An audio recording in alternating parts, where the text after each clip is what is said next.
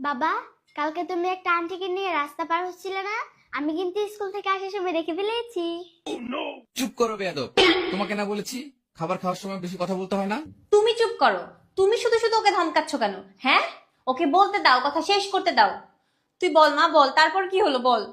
বাবা আন্টিটাকে নিয়ে একটা পার্কে ঢুকলো।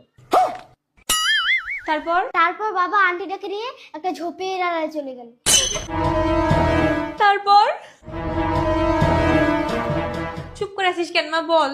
শোন মা, তোর আমি এতগুলা চকলেট কিনে দিব, সত্যি আম্মু?